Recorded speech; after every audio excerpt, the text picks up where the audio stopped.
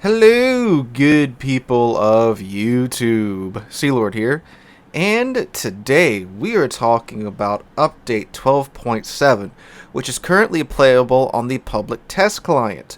The public test client is an additional instance of the game you can download, and Wargaming will update that every so often and allow all of us to get our greedy little hands on the next update to where we can test out the new features and such. It is exceptionally useful for huge updates like what Update 12.7 is going to be. Yes, it does involve downloading another version of Warships onto your computer, and of course that's another 80 gigabytes or however big the PT client is. But in my opinion, if you like to be in the know and want to get your hands on new features as soon as possible, it's something I would highly recommend. You just have to go into the Wargaming Game Center, go to download additional instance, click PT, and there you go. So 12.7. Most of you are probably here for what's in the title, this new method of dealing with submarines. And we're going to get right to that right now, but if you do find yourself enjoying this video, you find it informational or whatever, please drop a like, leave a comment, subscribe. Helps on the YouTube side of things. The algorithm likes to see likes and comments, and of course, then it will actually do what it's supposed to do and push the video out to people that have subscribed to the channel.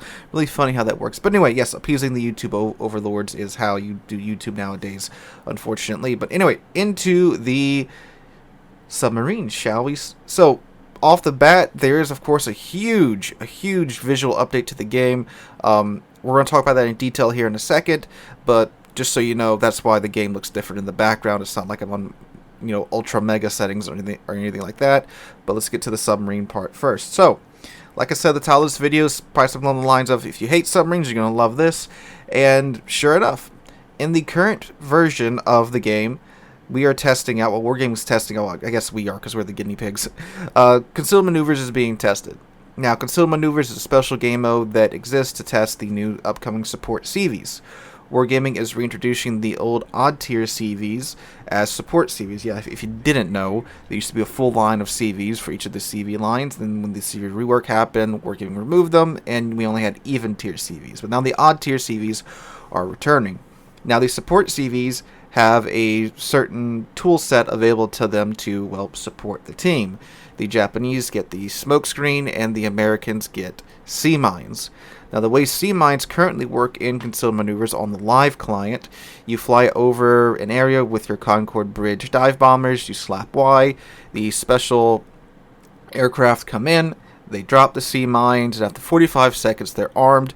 If you run into them, it will apply, I think it's 3,500, 3,800 maximum damage, and flooding to your ship.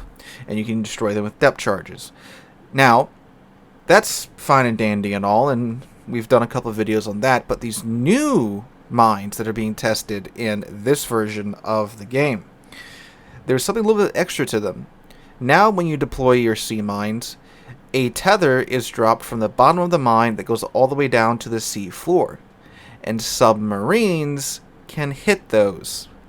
Now, unlike most ships in the game, even like DDs, 3,500, 3,800 damage being applied to your ship isn't a huge loss, on some of the tier 8 DDs that this is being tested on that have smaller HP pools. Of course, that's a sizable chunk, but DDs, they really don't have to worry too much about the mines. They're small enough to pretty much rock and roll through them at least 3/4 speed. But like light cruisers and heavy cruisers and battleships, especially battleships, it's not a huge deal if you eat just one, But for a submarine, that's, yeah, that's a bit more significant chunk of your HP, because you don't have any armor. When you do get caught, you're kind of boned, because everyone just drops all the ASW on you at once. And of course, the flooding and the fuel leakage that is going to happen every time you hit a mine, that's going to suck, because no matter what happens, anytime you get shot or take any bit of damage in a submarine, you will leak oil, and that's going to show up on the surface. And that makes it a lot easier for the surface players to find out where you're at and just carpet bomb your ass back to the bottom of the ocean, So, it's a bit more significant when it comes to dealing with that with a submarine. Plus, two, do keep in mind that the sub now has to make a choice if this CV does drop these mines on him. Even before they're armed, he has to make this choice. the option is, okay, I can either stay submerged and try to stealthily just, wiggle my way through this minefield, which once the subs are fully submerged, their speed is decreased to like 13, 14, 15 knots. And that's slow, very slow by this game's standards. So they have to stay submerged and wiggle their way through the minefield, which means that they're having to do that and not actively target, the other team. Or they can say, okay, I'm going to go to the surface, I'm going to run on the surface, or at least at periscope depth, and I'm going to try to get through this minefield as fast as possible, which then means they're now detectable. And yes, I know at periscope depth, it's like 2.2 kilometers, but at least you can radar them, you can fly some planes over them. They're a lot more detectable there than when they're submerged. Or, of course, if they decide to just run at the surface, then, of course, then they're fully spottable. So once you drop these mines on a submarine, they got to make that decision. So they're kind of trapped in that situation. So it's a really, really, really useful tool to help deal with submarines. At the minimum, it's going to tie them up for a couple of minutes, because again, they either have to, run at the surface and go full bore and get out of that minefield, or they have to stay submerged and wiggle their way through it, So in my mind, this is going to help. Not hugely, but it's going to definitely help mitigate the effectiveness of submarines at the moment. Because, again, right now, they're pretty much just running all over the place and such. And, two, it gives CVs something to deal with submarines. Because CVs, they don't have much beyond the automatic ASW that's around their ship. And, I mean, like, sure, it's neat and all, but if the submarine player has a brain, they just won't use the homing torpedoes. They just walk up to them and just blast them with their unguided torpedoes. So if the CV player knows that there's a submarine around and knows whereabouts they are, they can just drop some mines on them and keep them tied up for that time. Or again, they have to run the surface or, get detected. And now the automatic ASW can take care of them. So this is going to be interesting, because I really want to see if the player base is going to be like, oh, okay, mines aren't terrible now because now they're useful against submarines, or what, because it's very interesting. It's like watching the two most evil things at the moment fight each other, because according to some players, these mines are like the death incarnate for the game, and submarines are too. So it's gonna be interesting to see how this goes over, but very interesting, very useful. Again, for the submarine side of things, they're not hard to dodge at all, especially if you're running underwater at 13 knots. There's plenty of space for you to get through them. I intentionally ran into the 3 or 4 that you watched me run into just to see what type of damage they were going to do to the sub. But it ties them up. I think that's the most important thing. It ties them up with either having to, again, slow down and finagle their way through it, or they have to run at the surface and run full tilt to try and get out of the minefield before it arms. I think that's, again, a very important thing. It eats away at their time in the game, which is very precious to a submarine, because you got to get into position, you got to sneak up on the ships. If you're busy trying to get through a minefield, obviously you can't be doing those things. So that's the mines. Now the rest of the update. Good Lord, art department, I forgive you if this is why we have been getting so many, monochromatic camouflages for ships recently, because the art department has just been, I don't know, they are deadlifting this game at this point, because look at this game looks amazing now, and I thought the last graphical update was the biggest step that we've seen forward in terms of this game's beauty. This new graphical update, it's insane to me what I'm seeing here. The new water and the water simulation and the wake and stuff, it's crazy. Just look at the bow of the ship when my ship's moving through the water. The wake and the splash, the water will splash on the deck, and you can see like the individual particles of water land on the deck and go from being that type of foamy wake type of water to becoming just water again, and then it runs off the deck back into the water. It's beautiful, and that's just the water. On a lot of maps, they went through and they, for, I think it was a good chunk of maps, they went through and they added in more detail on each map in terms of like the islands and stuff, and the lighting's been improved. And on these improved maps, and even on other maps in general, there's now wildlife everywhere.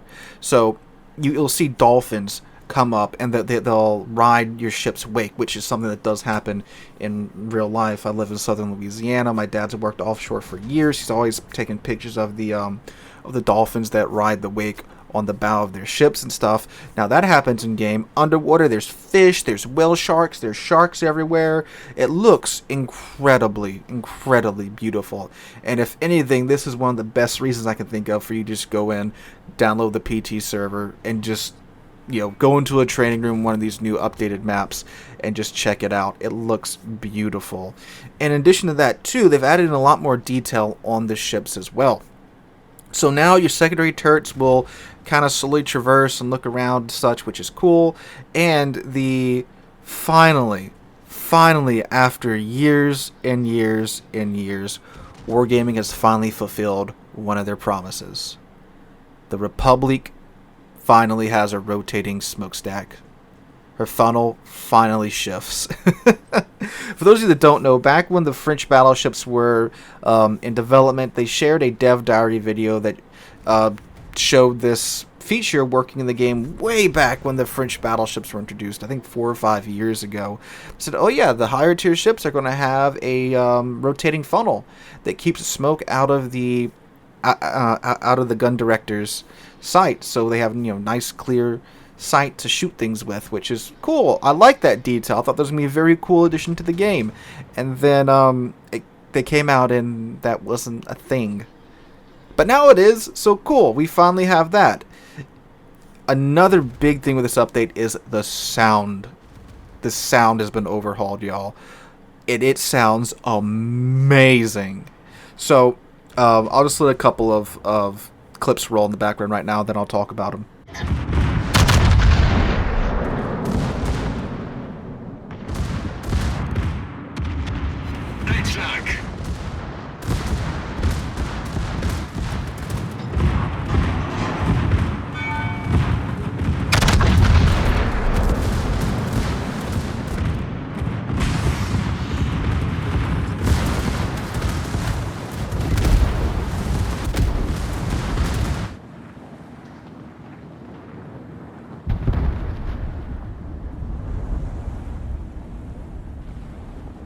So if you heard there, the secondaries sound meaty now. They don't sound like little pop guns, which going from playing the 12.7 version to the end of 12.6, it's just such like a drop in the sound quality that it's almost painful now.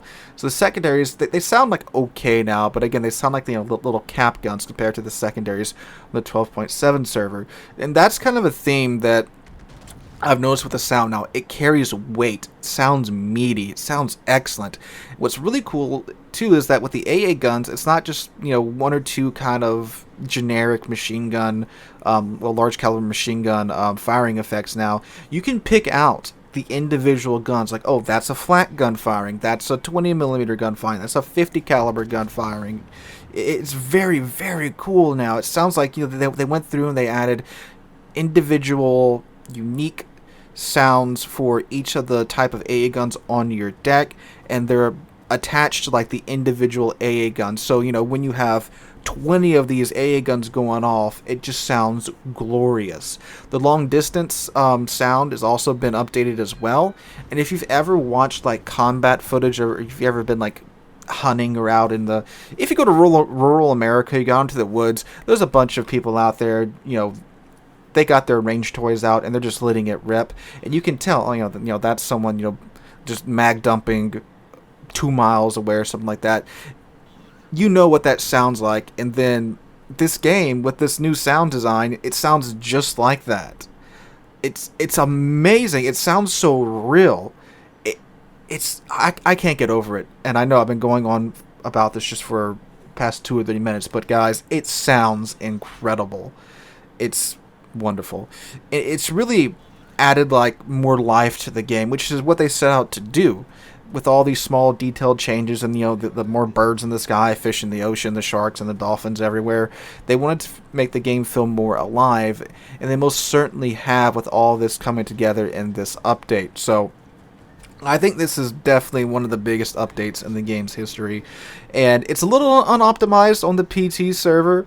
I was dropping frames, and as you know, as good as this looks, you know, I got a 3090. I really shouldn't be dropping frames, but it's the PT server. It's not all finished yet. It hasn't been streamlined and what's what I'm looking for, optimized fully just yet. Same thing happened with the last graphical update. I was dropping down to like 45 FPS on the 2080 Ti, but once the update hit the live server, they had properly optimized it. That's one thing Wargaming is very good at. They're very good at ensuring this game can run on like a toaster. So, you know, kudos to them for that. So, guys, update 12.7, I'm looking forward to it. I think it's going to be a great update so far, just from the graphical improvements and such. So, guys, let me know what you guys think in the comments down below about the new mines, about the new graphics and sound design and all that jazz. If you enjoyed today's video, make sure to drop a like, leave a comment, subscribe to the channel. We're on our way to 50,000 subscribers, thanks to you guys. And I cannot thank you guys enough for that. Hope you guys have a wonderful Saturday and wonderful rest of your week. Hope to catch you guys in the next one.